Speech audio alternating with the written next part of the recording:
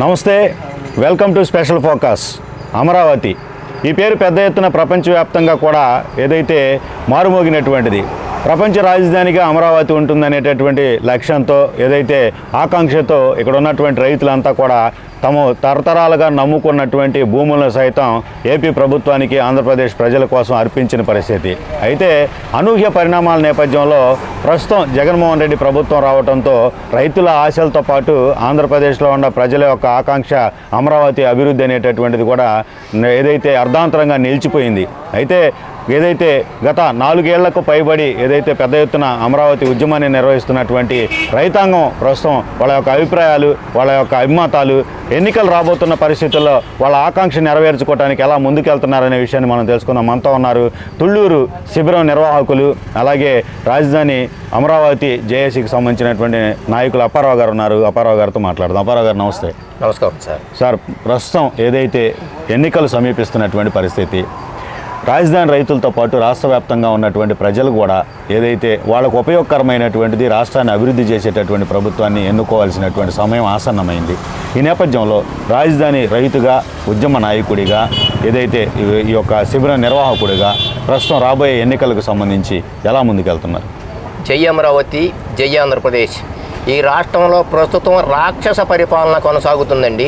రాజధాని నిర్మాణం కోసం, రాష్ట్ర ప్రజల శ్రేయస్సు కోసం గత ప్రభుత్వం చేసినటువంటి అభ్యర్థన మేరకు 29,000 రైతు కుటుంబాలు 34,300 ఎకరాల సాగు భూమిని తరతరాలుగా వారసత్వంగా వస్తూ మాకు జీవనాధారమైనటువంటి భూమిని ఎకరమిచ్చి కేవలం 25 సెంట్లు మాత్రమే రాష్ట్ర ప్రజల శ్రేయస్సు కోసం, అంటే ఎకరమిచ్చి 25 సెంట్లు అంటే 3 వంతులు ప్రభుత్వానికి ఇచ్చి ఎకరంలో 1 వంతు మాత్రమే మేము తీసుకున్నాం. ఎటువంటి స్వలాభం లేకుండా, ఎటువంటి పరిహారం ప్రభుత్వం దగ్గర నుంచి తీసుకోకుండా, ఒక్క నయా పైసా కూడా తీసుకోకుండా భూములు ఇచ్చామండి. గత ప్రభుత్వం మాకు ఇచ్చినటువంటి హామీలో భాగంగా సిఆర్డీకి మాకు ఒప్పందంలో ఏ విధంగా జరిగిందో అదేవిధంగా ఇక్కడ 9,250 కోట్ల రూపాయల ప్రజాధనాన్ని వెచ్చించి ఇక్కడ విశాలమైనటువంటి రహదారులు, అదేవిధంగా శాసనసభ, శాసన మండలి, అదేవిధంగా ఐఏఎస్, ఐపీఎస్ బిల్డింగ్స్, మరి ఎన్నో ప్రభుత్వ భవనాలు ఇక్కడ నిర్మించారండి. గత 8 సంవత్సరాల నుంచి పరిపాలన అంతా కూడా ఇక్కడే కొనసాగుతుందండి. అర్ధాంతరంగా 5 సంవత్సరాల క్రితం మరి అప్పుడు అధికారంలో ఉన్నటువంటి తెలుగుదేశం ప్రభుత్వం అధికారం కోల్పోయింది. వైసీపీ అధికారంలోకి వచ్చింది. జగన్మోహన్ రెడ్డి గారు ముఖ్యమంత్రిగా కావడం జరిగిందండి.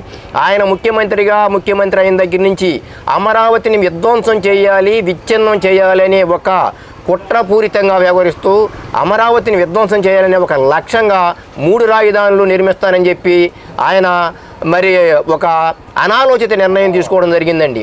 దాన్నంతా మేమంతా కూడా తీవ్రంగా వ్యతిరేకిస్తూ 1535 రోజులుగా అలుపెరగని పోరాటం చేస్తూ ఏకైక రాజధానిగా అమరావతినే కొనసాగించాలి, మాకు సిఆర్డీకి మధ్య ఒప్పందం ఉంది, ఆ ఒప్పందాన్ని అమలు చేయాలి, రైతులకు ఇచ్చినటువంటి మాట వాగ్దానాలు మరి అమలు చేయాలని చెప్పి మేమందరం కూడా ఉద్యమం చేస్తున్నాం. కానీ ఉద్యమాన్ని ఉక్కుపాదంతో అణిచివేయాలని చెప్పి జగన్మోహన్ రెడ్డి ప్రభుత్వం పోలీసు వ్యవస్థ ద్వారా ఎన్నో విధాలుగా ఉక్కుపాదంతో అణిచివేయాలని ప్రయత్నాలు చేసి రైతుల మీద దమనకాండ కొనసాగిస్తూ, రైతుల మీద లాఠీ చార్జీ చేస్తూ, అమ్మవారి గుడికి ముడుపులు తీసుకెళ్ళి అమ్మవారికి మొక్కుకుందామని చెప్పి మేమంతా కూడా బయలుదేరి వెళ్తుంటే మార్గ మధ్యంలో అడ్డుకొని పోలీసులు వందలాదిగా పోలీసులు వచ్చి రైతుల మీద, మహిళల మీద విచక్షణారహితంగా లాఠీ చార్జీ చేసి వారిని అక్రమంగా కేసులు బనాయించి పోలీస్ స్టేషన్కి తరలించినటువంటి పరిస్థితి అండి. అయినా కానీ మేము ఎక్కడా కూడా వెనుదిరగకుండా మేము పోరాటం కొనసాగిస్తూనే ఉన్నాం.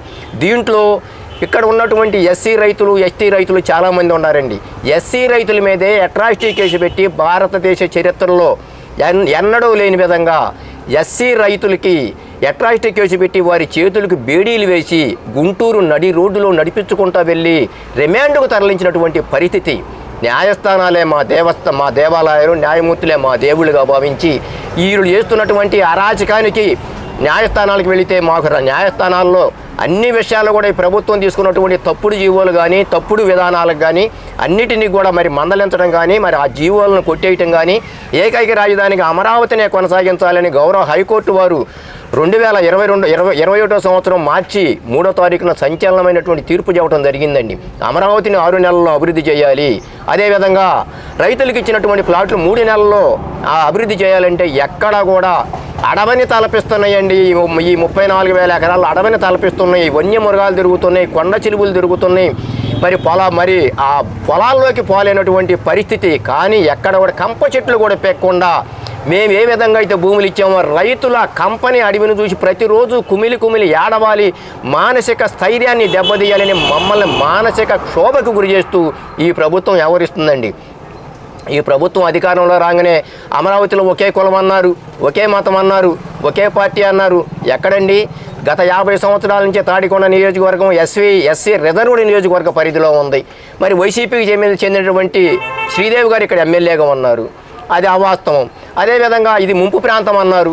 దానికి కూడా మేము మరి కోర్టుకి వెళ్ళడం జరిగింది. నేషనల్ గ్రీన్ ట్రిబ్యునల్ వాళ్ళంతా కూడా దాదాపు సంవత్సరంన్నర ఇక్కడ పరిశోధన చేసి గత 100 సంవత్సరాలుగా ఇక్కడ అమరావతికి ఎన్ని తుఫాన్లు వచ్చినా, అదే అమరావతి ప్రాంతానికి ఎన్ని తుఫాన్లు వచ్చినా, కృష్ణానదికి ఎన్ని వరదలు వచ్చినా అమరావతి ప్రాంతం ఎక్కడా కూడా ముంపుకు గురి కాలేదని సాక్షాత్తు గ్రీన్ ట్రిబ్యునల్ తీర్పు చెప్పడం జరిగిందండి.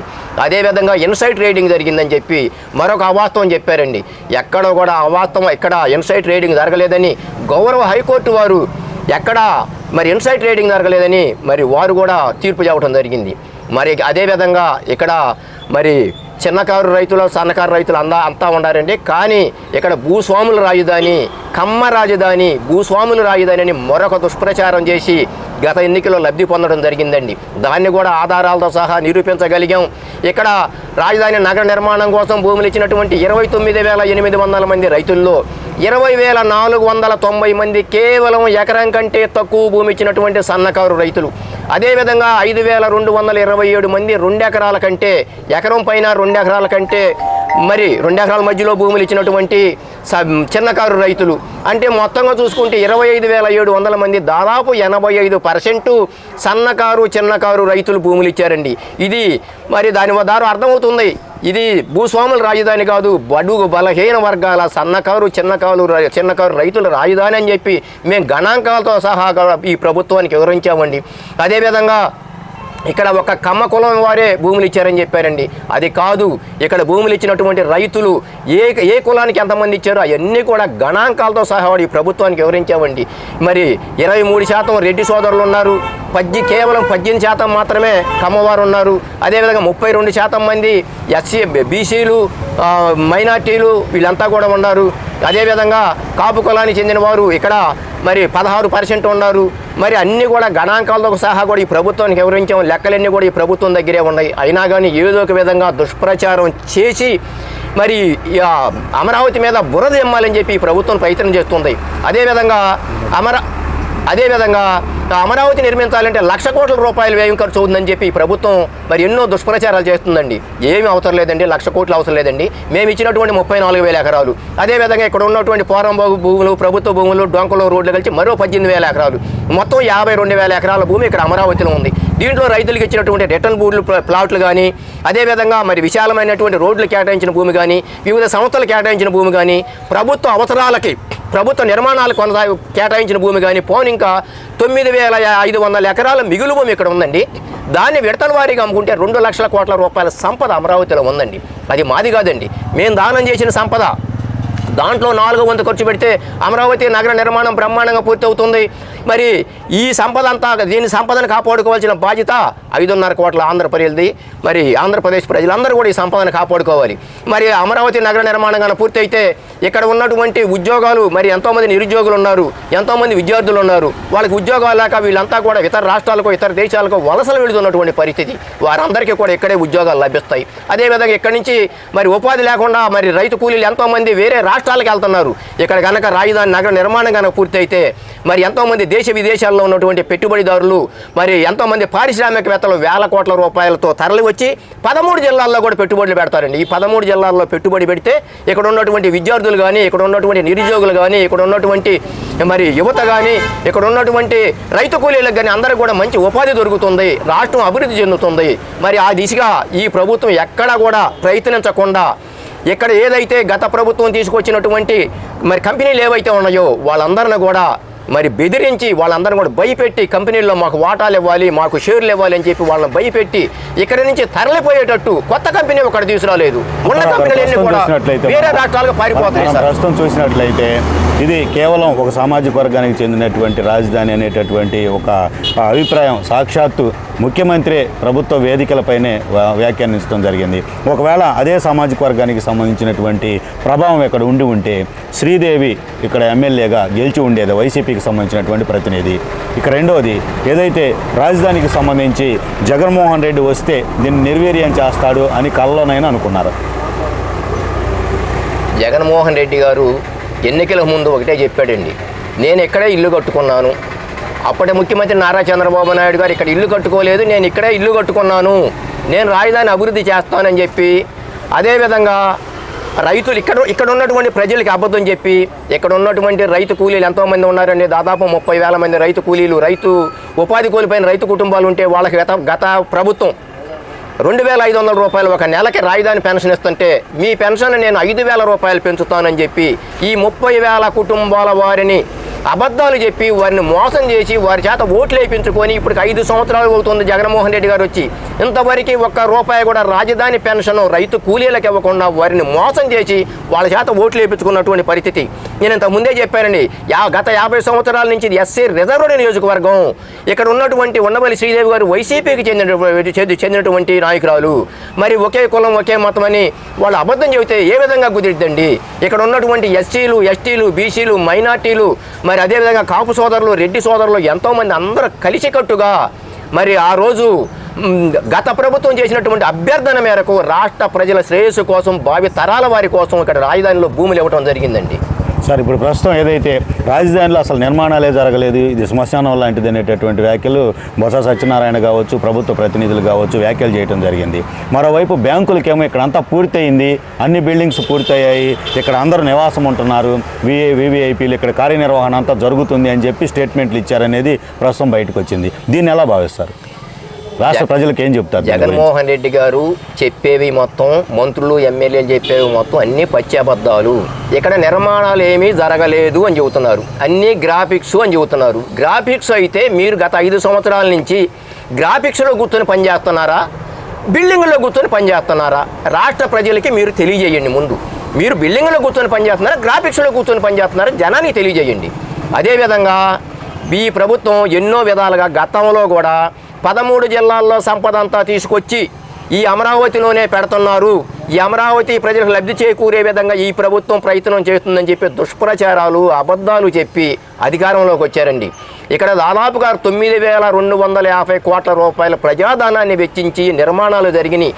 కళ్ళకు కట్టినట్టుగా గౌరవ హైకోర్టు వారు ఇక్కడి నుంచే పరిపాలన చేస్తున్నారు. శాసనసభలో మీరు శాసనాలు చేస్తున్నారు, శాసన మండలిలో శాసనాలు చేస్తున్నారు, సచివాలయంలో కూర్చొని మీరు మరి పరిపాలన కొనసాగిస్తున్నారు. అదేవిధంగా ఐఏఎస్లు, ఐపీఎస్లు బిల్డింగులు ఎన్నో ఉన్నాయి. మీరు గత ప్రభుత్వం వేసినటువంటి రోడ్ల మీదగానే ఈరోజు పయనిస్తున్నారు. ఇంకా మరికొన్ని రోడ్లు పాడుబడిపోయినాయి, కంప చెట్లు, ముళ్ళ చెట్లు ఉన్నాయి, జడ్జీల బిల్డింగులు ఉన్నాయండి. మరి జడ్జీల బిల్డింగులు మొత్తం ఆ పాట మరి శిథిలావస్థలో సగం పూర్తయి, సగం పూర్తయి శిథిలావస్థలో ఉంటే అవన్నీ కూడా పూర్తి అయిపోయినాయి. వాటికి మీరు డబ్బులు ఇవ్వాలని చెప్పి ప్రపంచ బ్యాంకుల్ని తప్పుదారి పట్టించే విధంగా ఈ ప్రభుత్వం ప్రయత్నం చేస్తుంది. గత ప్రభుత్వానికి మరి గతంలో మరి ఆ రోజున ప్రపంచ బ్యాంకు వారు 7,000 కోట్ల రూపాయల రుణం ఇవ్వడానికి కూడా సిద్ధంగా ఉంటే ఇక్కడ అమరావతిని అర్ధంతరంగా నిలిపివేసి ఆ 7,000 కోట్ల రూపాయలు ఇక్కడ రాకుండా అడ్డుకున్నటువంటి దుర్మార్గమైనటువంటి ప్రభుత్వం ఈ జగన్మోహన్ రెడ్డి ప్రభుత్వం. ఇప్పటికైనా రాష్ట్ర ప్రజలు మొత్తం ఆలోచించండి. 13 జిల్లాల్లో సంపద ఏమి అవసరం లేదండి సోదరులారా. ఇక్కడ ఉన్నటువంటి మిగులు భూమి ఉంది, 9,500 ఎకరాల మిగులు భూమి ఉంది. దాన్ని నమ్మితే 2 లక్షల కోట్ల రూపాయలు వస్తాయి. దాంట్లో 4వ వంతు మాత్రమే అమరావతి నగర నిర్మాణానికి సరిపోతాయి. ఇంకా 1,50,000 కోట్ల రూపాయల సంపద ఉంది. ఆ సంపద అంతా రాష్ట్ర ప్రజలది, 5,5 కోట్ల ఆంధ్ర ప్రజలది. అమరావతి రాజధాని నగరాలు పూర్తయితే రాష్ట్రంలో ఉన్నటువంటి మీ బిడ్డలు కానీ, నిరుద్యోగులు కానీ, యువత కానీ ఎక్కడా కూడా తల్లిదండ్రులను వదిలేసి దూర ప్రాంతాలకు వెళ్ళి మరి విదేశాలకు వెళ్ళి ఇతర రాష్ట్రాలకు వెళ్ళి ఉద్యోగాలు చేసుకోవాల్సిన పని లేదండి.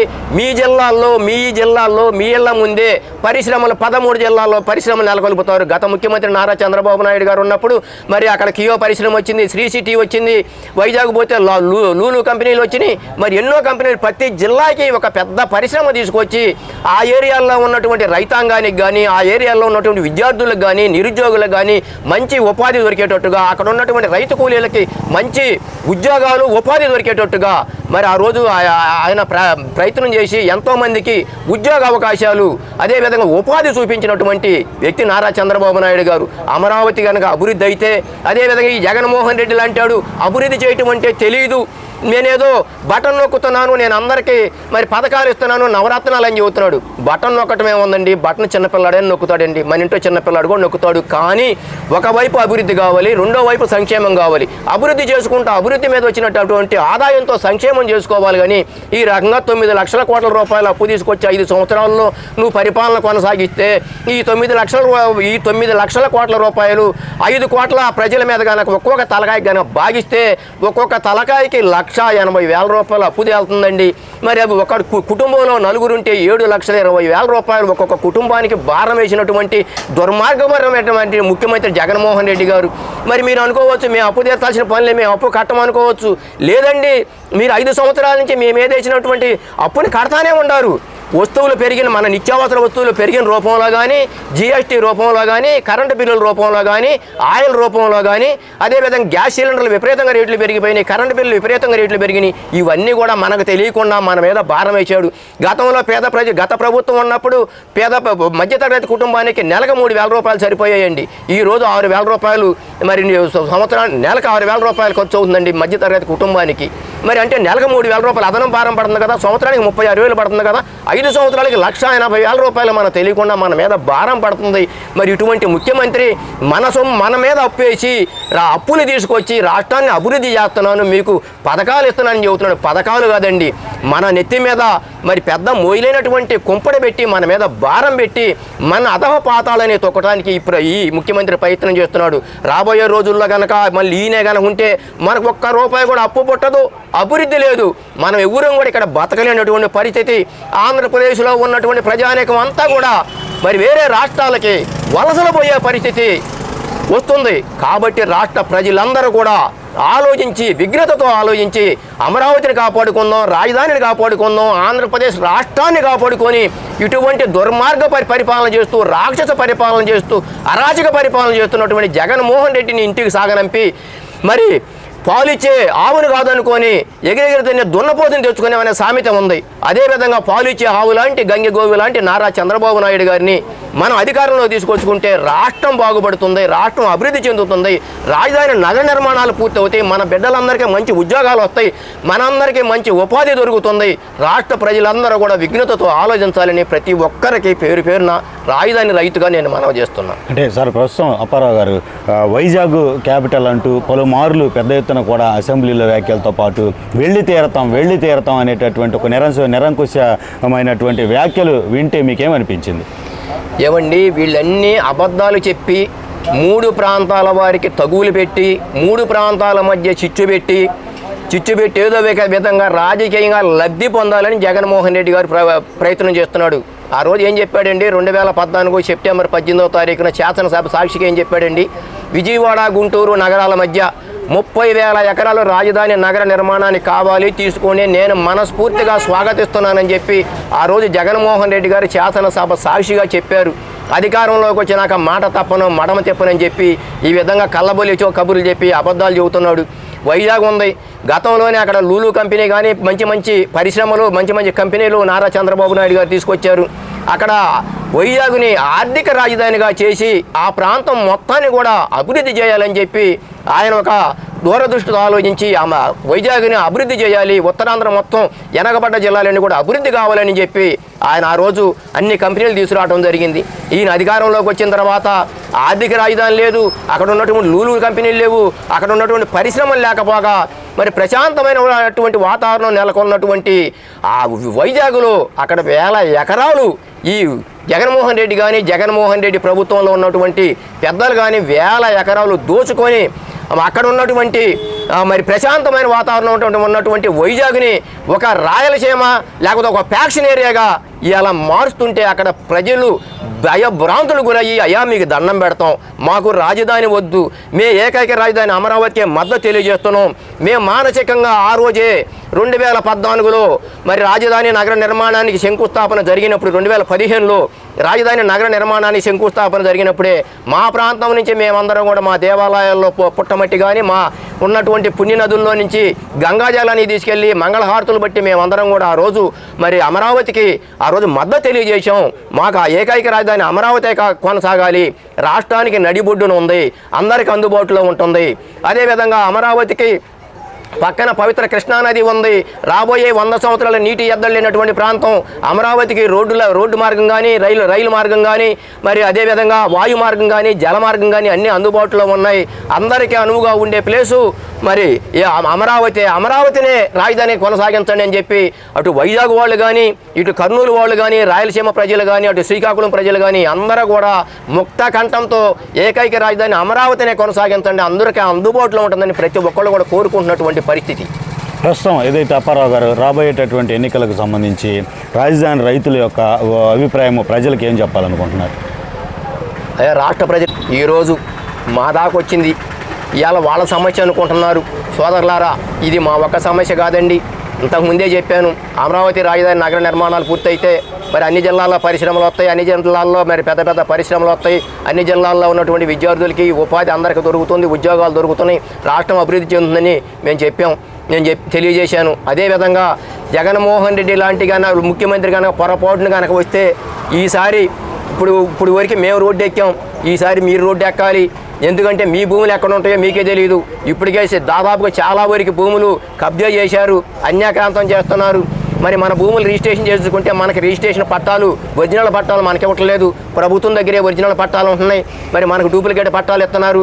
రాబోయే రోజుల్లో రౌడీ రాజ్యం ఎలా ఉంటుందో, రాక్షస రాజ్యం ఏ విధంగా ఉంటుందో ఇప్పుడు జగన్మోహన్ రెడ్డి గారు ఊరక ట్రైలు మాత్రమే చూపించారు, ఈసారి మొత్తం అసలు విశ్వరూపం చూపిస్తారు. రాష్ట్ర ప్రజలందరూ తీవ్రమైనటువంటి ఇబ్బందులు ఎదుర్కోవాల్సిన పరిస్థితి రాబోయే రోజుల్లో వస్తుంది. మేము ఉద్యమం చేస్తుంటే భూములు మొత్తం కోల్పోయాం, ఉపాధి కోల్పోయాం. మరి ఒకప్పుడు మరి రాష్ట్ర ప్రజలందరికీ బొవ్వ పెట్టినటువంటి మేము మాకున్నటువంటి యావదాస్తిని ప్రభుత్వాలను నమ్మి రాజధాని నగర నిర్మాణం కోసం ఇస్తే ఈరోజు మేము మరి పాదయాత్రలు చేసుకోవాల్సిన పరిస్థితి వచ్చింది. ఆకలి మంటతో కడుపు మంటతో రోడ్డెక్కి ఆ దేవుళ్ళకి అదేవిధంగా రాష్ట్ర ప్రజలకి మా బాధను తెలియజేయడానికి మేము పాదయాత్రగా వస్తుంటేనే మా మీద దాడులు దౌర్జన్యాలు, గౌరవ హైకోర్టు వారి అనుమతితో వచ్చాం, అయినా కానీ మాకు రక్షణ లేదు, మా మీద దాడులు చేశారు, దౌర్జన్యాలు చేశారు. మరి అదేవిధంగా పెట్రోల్ బాటిల్ ఇసిరేశారు, నీళ్ళ బాటిల్ ఇసిరేశారు, రాళ్ళు ఇసిరేశారు. ప్రశాంతత అనేది ఈ రాష్ట్రంలో ఎక్కడా కూడా లేదండి. బాధలు చెప్పుకోవడానికి వచ్చిన మా మీద ఈ విధంగా దాడులు చేస్తే రేపు రాష్ట్ర ప్రజలు ఈ ప్రభుత్వానికి ఎవరైనా సరే ఎదురు మాట్లాడినా, ఈ ప్రభుత్వం చేసే అరాచకాలకు అడ్డు తగిలినా, ఈ ప్రభుత్వం చేసే తప్పుడు విధానాలను ఎవరైనా ప్రశ్నించినా ప్రతి ఒక్కళ్ళ మీద కూడా దాడులు దౌర్జన్యాలు ఈ తప్పనిసరిగా చేసి మీ అందరినీ అవసరమైతే ఆస్తులు కూడా భద్రత లేదు. ఇప్పటికే చాలా ప్రాంతాల్లో మరి వేల ఎకరాలు దోచుకున్నారు. ఈసారి అధికారంలోకి వస్తే రాష్ట్ర ప్రజల్లో ఎవరిని కూడా ప్రశాంతంగా ఉండనివ్వకుండా మన ఆస్తులకి మన మాన ప్రాణాలకు కూడా ప్రమాదం ఏర్పడుతుందని చెప్పి రాష్ట్ర ప్రజలందరూ కూడా గమనించాల్సిందిగా రాజధాని రైతుగా నేను ప్రతి ఒక్కరిని కూడా వేడుకుంటున్నాను. అప్పారావు గారు, ప్రస్తుతం ఏదైతే రాజధానిలో ఎంత వ్యతిరేకత ఉంది, ప్రజా వ్యతిరేకత కూడా ఉంది రాష్ట్ర వ్యాప్తంగా అనేటటువంటి అభిప్రాయం వ్యక్తం చేస్తున్నటువంటి పరిస్థితుల్లో అసలు రాజధానిలోనే గెలుపు కష్టం అనేటటువంటి పరిస్థితి వైసీపీకి సంబంధించి ఉన్నటువంటి ఈ తరుణంలో వైనాట్ 175 అంటే రాజధానిలో కూడా వాళ్ళే గెలుస్తామని, ఏ రూపంలో గెలవాలని ఏమనుకుంటున్నారు అసలు దీనికి? అదొక మైండ్ గేమ్ అండి, అదొక మైండ్ గేమ్. వైనాట్ 175 అంటే రాష్ట్ర ప్రజలందరూ భయపడి వామ్మో 175 సీట్లలో గెలుస్తున్నారు కావాలా, అధికారంలోకి వాళ్ళే వస్తున్నారు కావాలా, మనం కూడా మరి రేపు ప్రతిపక్షాలకు ఓట్లు వేస్తే మన మీద ప్రతీకార చర్యలు ఉంటాయి కాబట్టి మనం కూడా జగన్మోహన్ రెడ్డి ప్రభుత్వానికి వైసీపీకి ఓట్లు వేసి గెలిపించాల్సిన అవసరం ఉంటుందని చెప్పి రాష్ట్ర ప్రజలందరినీ భయభ్రాంతులు చేయటానికే ఈ విధంగా తప్పుడు ప్రకటనలు చేస్తున్నారు. ఏంటండి వైనాట్ 175 అంటే ఎందుకు వస్తాయండి? ఎక్కడైనా అభివృద్ధి చేశారా మీరు? ఇప్పుడు ఎస్సీల మీద దాడులు, ఎస్టీల మీద దాడులు, దేవాలయాల మీద దాడులు, న్యాయమూర్తుల మీద దాడులు, ఎవరైనా ప్రశ్నిస్తే వారి మీద దాడులు, ఎవరైనా సోషల్ మీడియాలో పోస్టులు పెడితే వారిని మరి సిఐడి వాళ్ళు వచ్చి వారిని ఇంటికి వచ్చి తలుపులు బద్దలు కొట్టి వారిని తీసుకొచ్చి సిఐడి ఆఫీసులో ప్రశ్నిస్తున్నటువంటి పరిస్థితి. నారా చంద్రబాబు నాయుడు గారు మాజీ ముఖ్యమంత్రి వర్యులు రాష్ట్రాన్ని అభివృద్ధి చేసినటువంటి ఒక వ్యక్తి స్కిల్ డెవలప్మెంట్ ద్వారా దాదాపు 1,20,000 మందికి మరి ఆడ ఉపాధి చూపించి 85,000 మందికి ఉద్యోగ అవకాశాలు చూపించినటువంటి వ్యక్తి నారా చంద్రబాబు నాయుడు గారు. దాంట్లో ఎక్కడ చిన్న అవినీతి కూడా లేకుండా మరి ఎన్నో స్కిల్ డెవలప్మెంట్ కేంద్రాలు ఏర్పాటు చేసి ఇక్కడ ఉన్నటువంటి యువతకి నైపుణ్యాభివృద్ధి సంస్థ ద్వారా శిక్షణ ఇచ్చి ఎంతోమందికి ఉద్యోగ అవకాశాలు కల్పిస్తే దాని మీద ఎక్కడా కూడా ఇంతవరకు కూడా ₹1 అవినీతి జరిగిందని చెప్పి నిరూపించలేకపోయినటువంటి ఈ పనికిరాని దద్దమ్మ ప్రభుత్వం, పనికిరానటువంటి సిఐడి వ్యవస్థ ఆయన తప్పుడు కేసులు పెట్టి 53 రోజులు జైల్లో నిర్బంధించినటువంటి పరిస్థితి. ఇటువంటి పరిస్థితికి ఇటువంటి పనులు చేసే మీకు అదేవిధంగా ఈ రోజున ఎక్కడైనా సరే ఒక రోడ్డు వేశారా, ఒక బిల్డింగ్ కట్టారా, ఎక్కడైనా అభివృద్ధి చేశారా? గత ప్రభుత్వంలో ఇసుక ఒక ట్రక్కు కావాలంటే ₹1000, ఇవాళ ఇసుక కావాలంటే ₹5,000. మీకు ఎందుకు ఓట్లు వేయాలండి? ఈ రకంగా పేదల మీద దాడులు చేస్తున్నందుక, ఎస్సీల మీద దాడులు చేస్తున్నందుక, పేదలను భయభ్రాంతులు చేస్తున్నందుక, ప్రతిపక్ష నాయకులందరి మీద దాడులు మరి భయభ్రాంతులు చేసి వాళ్ళ మీద కేసులు పెట్టి అక్రమంగా జైల్లో పెట్టినందుక, ఈ ఆంధ్రప్రదేశ్ని గంజాయి రాష్ట్రంగా మార్చినందుక, ప్రభుత్వం అభివృద్ధి రాష్ట్రాన్ని అభివృద్ధి చేయాల్సినటువంటి ప్రభుత్వం రాష్ట్రాన్ని అభివృద్ధి చేయకుండా మీరు మద్యం అమ్మటం కానీ, గంజాయి అమ్మటం కానీ, లేకపోతే మీరు చేసే పనులండి ప్రభుత్వం చేసే పనులా, లేకపోతే మీరు చికెన్ అమ్ముతారా, మటన్ అమ్ముతారా, ఫిష్లో మీరు అమ్మేది? రాష్ట్రాన్ని అభివృద్ధి చేయండి సార్, రాష్ట్రాన్ని అభివృద్ధి చేయండి. మరి ప్రాజెక్టులు తీసుకురండి. పోలవరం ఉంది, గత ప్రభుత్వం 72% పూర్తి చేసింది. దాన్ని మీరు అధికారంలోకి వచ్చినాక మొదటి శాసనసభలో ఏం చెప్పారు? మీ అనిల్ కుమార్ యాదవ్ గారు నీటిపారుదల శాఖ మంత్రి అని చెప్పారు, ఆ సంవత్సరంలో నీళ్ళు ఇస్తున్నామని చెప్పారు. మరి మీరు వచ్చి 5 సంవత్సరాలు అవుతుంది, ఈ రోజుకి ఇంతవరకు ఎప్పుడు నీళ్ళు ఇస్తారో కూడా చెప్పలేనటువంటి పరిస్థితి. మీకు అసలు ప్రాజెక్ట్ అంటే ఏంటో, మరి ఒక టీఎంసీ అంటే ఏంటో, మరి అక్కడ ఉన్నటువంటి నీళ్లు ఎన్ని నిల్వ చేయాలో, ఎన్ని వదలాలో, ప్రాజెక్టు కెపాసిటీ ఎంతో మీకు ఎవరికన్నా లెక్కలు తెలుసా? నీటిపారుదల శాఖ మంత్రి లెక్కలు తెలుసండి? ఏదండి ఇంతవరకు? మరి ఎప్పుడో 2020లోనే మీరు నీళ్ళు ఇస్తామని చెప్పినటువంటి మీరు 2024 ఏప్రిల్ వచ్చినా కానీ మార్చి వచ్చినా కానీ నీళ్ళు ఇవ్వలేనటువంటి పరిస్థితి. ఇంతవరకు ప్రాజెక్టు పూర్తి కాలేదు. మరి ఆ రోజు నారా చంద్రబాబు నాయుడు గారు అధికారంలో ఉన్నప్పుడు 24,000 కోట్ల రూపాయలని ఇది సాలదు, ముప్పు మరి గ్రామాలు ఉన్నాయి కాబట్టి వాళ్ళందరూ పరిహారం చెల్లించాలి కాబట్టి మరి అంచనాలు పెంచాలని చెప్పి అంచనాలు సవరించి ఆ రోజు 53,000 కోట్ల రూపాయలకు అంచనాలు వేశారు. దాన్ని కేంద్ర ప్రభుత్వం కూడా ఆమోదించింది. మీరు ఆ రోజు ఇది చంద్రబాబు నాయుడు గారు లబ్ధి కోసం చేస్తారని చెప్పి తప్పుడు ప్రకటనలు చేశారు. ఈరోజు మీకేం చెబుతున్నారు? ఆ 24 కోట్ల వరకే మేము ఇస్తాం, పెంచేమంటున్నారు. అంటే దాదాపుగా అక్కడ ఉన్నటువంటి తూర్పుగోదావరి, పశ్చిమ గోదావరి, అదే కదా విశాఖపట్నం జిల్లాల ప్రజలు తాగునీటికి కానీ సాగునీటికి కానీ మరి విశాఖపట్నంలో ఎన్నో పరిశ్రమలకు కానీ నీళ్లు ఇవ్వాల్సినటువంటి పోలవరం ప్రాజెక్టుని ఎందుకు పనికి రాకుండా నాశనం చేసి 3 జిల్లాల ప్రజల్ని ఈరోజు ఎందుకు పనికి రాకుండా చేస్తున్నటువంటి మీకు ఎందుకు ఓట్లు వేయాలండి? అమరావతి రాజధాని నగర నిర్మాణం పూర్తి చేస్తే ఎంతోమందికి ఉద్యోగ ఉపాధి అవకాశాలు వచ్చాయి, ఎన్నో లక్షల కోట్ల రూపాయలు పెట్టుబడి వచ్చేది, రాష్ట్రానికి ఎన్నో వేల కోట్ల రూపాయలు మరి పెట్టుబడి అభివృద్ధి జరిగేది, ఆదాయం వచ్చేది. ఇటువంటి ఏం చేయకుండా మరి ఇక్కడ ఉన్నటువంటి ఇసుకను దోచుకుంటున్నారు, అదేవిధంగా నల్లమట్టిని దోచుకుంటున్నారు, 1000 ఎకరాలు అన్యాక్రాంతం చేస్తున్నారు. పోర్టులు ఉంటేనేమో మీ అనుమాయాలకు అప్పచెబుతున్నారు, ఆదాయాలకి అంబాయిలకి పోర్టులు మొత్తం అప్పచెబుతున్నారు, 1000 ఎకరాలు వాళ్ళకి దత్తం చేస్తున్నారు. ఇటువంటి మరి రాక్షస పరిపాలన, అరాచక పరిపాలన చేస్తున్నందుకు మీకు 175 సీట్లు ప్రజలు ఓట్లు వేయాలా? మీరు ఏం చేశారని ఓట్లు వేయాలండి? మీరైనా అభివృద్ధి చేశారా? ఏమైనా అభివృద్ధి ఉంటే చెప్పండి, బయటకు వచ్చి చెప్పండి. ముఖ్యమంత్రి గారు బయటకు వచ్చినా, మంత్రులు బయటకు వచ్చినా ఎంతసేపటికి ప్రతిపక్షాల మీద విమర్శలు, లేకపోతేనేమో పత్రికల మీద విమర్శలు, మీడియాల మీద విమర్శలు. మీడియా ఎందుకు చేస్తారండి విమర్శలు? మీరు తప్పు చేస్తే, అరాచకాలు చేస్తే మరి మీడియా గొంతు నొక్కాలు మాత్రం మీరు ఎటువంటి ప్రయత్నం చేయొద్దు. గతంలో ఏ ప్రభుత్వాలు చేయలేదు. ఈరోజు ఒకటే చెబుతున్నానండి, రాష్ట్ర ప్రజలు మొత్తం ఈ జగన్మోహన్ రెడ్డి ప్రభుత్వాన్ని ఎప్పుడు ఇంటికి సాగనంపాలని చెప్పి ఎదురు చూస్తున్నారు. ఆ తరుణం దాదాపు ఒక 40 నుంచి 45 రోజుల్లోనే వస్తుంది. రేపు రాబోయే ఎన్నికల్లో ప్రజలందరి చేతిలో ఉన్నటువంటి ఆయుధం, అస్త్రం ఓటు అనే ఆయుధంతో ఈ జగన్మోహన్ రెడ్డి ప్రభుత్వాన్ని బంగాళాఖాతంలో కలపడం ఖాయం. కూకట వేలతో ఈ రాష్ట్రం నుంచి పెకిలింపజేయటానికి రాష్ట్ర ప్రజలందరూ కూడా సిద్ధంగా ఉన్నారు అని ఈ ప్రభుత్వానికి తెలియజేస్తున్నాం. అప్పారావు గారు, ప్రస్తుతం చూస్తే రాష్ట్ర వ్యాప్తంగా ఏ వ్యవస్థ కూడా జగన్మోహన్ రెడ్డి యొక్క ఉక్కుపాదం కింద నిలబడలేకపోయింది అనేటటువంటిది పెద్ద ఎత్తున కూడా ఆరోపణలు ఉన్నటువంటిది. అయితే తప్పుడు కేసుల ద్వారా కావచ్చు, అలాగే వేధింపుల ద్వారా కావచ్చు, ఎవరినైనప్పటికీ కూడా అణచివేశారనేటటువంటిది. ఒక రాజధాని రైతులు మాత్రమే ప్రభుత్వానికి ఏమాత్రము కూడా తలగ్గకుండా ప్రభుత్వం పెట్టేటటువంటి ఒక తప్పుడు కేసులకు కావచ్చు, జైళ్లకు సంబంధించి భయపడకుండా, అలాగే పోలీసు దాడులకు కూడా భయపడకుండా ఇప్పటివరకు కూడా కొనసాగించినటువంటి ఈ శిబిరాన్ని ఇంకా ఎంతకాలం కొనసాగించాలనుకుంటున్నారు? ఈ శిబిరం ఇప్పుడు 1535 రోజులుగా ఏకైక రాజధానిగా అమరావతిని కొనసాగించాలని మేము ఉద్యమం చేస్తున్నామండి. ఇంకా ఎలక్షన్ కోడ్ వచ్చినా కానీ, ఎలక్షన్ జరిగినా కానీ మా ఉద్యమం, మా పోరాటం కొనసాగుతూనే ఉంటుంది. కొత్తగా ముఖ్యమంత్రిగా మరి జగన్మోహన్ రెడ్డి గారు 100కి 100 పాళ్ళు రావడానికి అవకాశం లేనట్టుగానే కనిపిస్తుంది. రాబోయే కొత్త ముఖ్యమంత్రి నారా చంద్రబాబు నాయుడు గారు ఆయన ప్రమాణ స్వీకారం చేసిన వెంటనే ఏకైక రాజధానిగా అమరావతినే కొనసాగిస్తున్నాను. 1535 రోజులు, ఈ రోజుకి ఆ రోజుకి 1600 రోజులు అయిద్దండి. 1600 రోజులుగా ఉద్యమం చేస్తున్నటువంటి రాజధాని రైతులు, మహిళలు, రైతు కూలీలు అందరికి కూడా నేను పాదాభివందనం చేస్తున్నా. మీరందరూ కూడా ఉద్యమం మానేయండి అని చెప్పి, ఏకైక రాజధాని అమరావతి ఉంటుందని చెప్పి ఆయన ఒక ప్రకటన చేసిన వెంటనే మా శిబిరాలన్నీ కూడా ఆ రోజుతో మరి ఆ రోజు మేమంతా కూడా విజయ బేరి మోగిస్తూ ఆ రోజు మేమందరం కూడా శిబిరాలు ఆ రోజు ఆపుతామండి.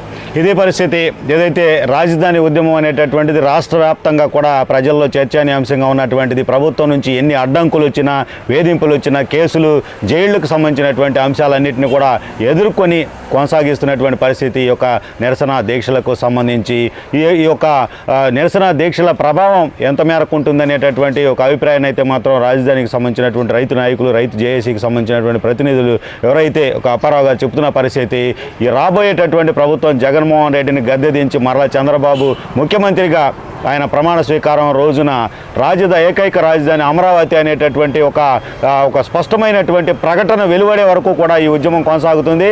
అది ఎలాంటి పరిస్థితుల్లోనూ రాజధాని రైతుల ఉద్యమము, దీక్షలు ఆగిపోవనేటటువంటి ఒక అభిప్రాయం అయితే వ్యక్తం చేస్తున్నటువంటి పరిస్థితి. వైనాట్ 175 అనేటటువంటిది జగన్మోహన్ రెడ్డి హాస్యాస్పదమైనటువంటి వ్యాఖ్యలే అనేటటువంటిది. ఏమాత్రం కూడా జగన్మోహన్ రెడ్డి పైన రాష్ట్ర ప్రజలకు విశ్వాసం లేదు, అన్ని రంగాలను నిర్వీర్యం చేసిన పరిస్థితి ఉందని, విద్యా ఉపాధికి సంబంధించినటువంటి అంశాల్లో ఈ ప్రభుత్వం ఎలాంటి ముందడుగు వేయలేకపోయిందని, అలాగే రాజధాని అభివృద్ధి అనేటటువంటిది చేయకపోగా ఇక్కడ జరిగినటువంటి అభివృద్ధిని కూడా ముళ్ళపదలతో ప్రస్తుతం చూపిస్తున్నటువంటి పరిస్థితులు ఏవైతే ఉన్నాయో వాటన్నిటిని కూడా ఒకసారి నెమరు వేసుకుంటే వాళ్ళంతా కూడా తీవ్రంగా ఆవేదన చెందుతున్నటువంటి పరిస్థితి ఉందనేటటువంటిది మాత్రం స్పష్టంగా అర్థమవుతుంది. వైజాగ్ అనేటటువంటిది ఎగ్జిక్యూటివ్ క్యాపిటల్ అనేటటువంటి ఒక ప్రకటన కేవలం జగన్మోహన్ రెడ్డి, అతనికి సంబంధించినటువంటి మనుషులు, అక్కడ ఉన్నటువంటి సోర్సెస్ ఏమైతే ఉంటాయో, భూములు కావచ్చు, ఇతర వాటన్నిటిని కూడా దోచుకోవటానికి మాత్రమే అనేటటువంటి అభిప్రాయం కూడా వ్యక్తం చేస్తున్నటువంటి పరిస్థితి. మరోసారి జగన్మోహన్ రెడ్డి వస్తే రాష్ట్రం అంతా కూడా సర్వనాశనమే అవుతుంది, ప్రజలు గుర్తించాల్సినటువంటి అవసరం ఉందనేటటువంటి అభిప్రాయాన్ని రాజధాని రైతుల పక్షాన అప్పారావు గారు జేఏసీ నాయకులు చెప్తున్న పరిస్థితి. ఇది ప్రస్తుతం రాజధాని రైతులకు సంబంధించి, అలాగే ఉద్యమం కొనసాగుతున్నటువంటి తీరుకు సంబంధించి, రాబోయే ఎన్నికలకు సంబంధించి రాజధాని రైతుల అభిప్రాయాలకు సంబంధించినటువంటి ఒక ప్రత్యేకమైనటువంటి ఇంటర్వ్యూ. మరో టాపిక్తో మళ్ళీ కలుద్దాం. నమస్తే.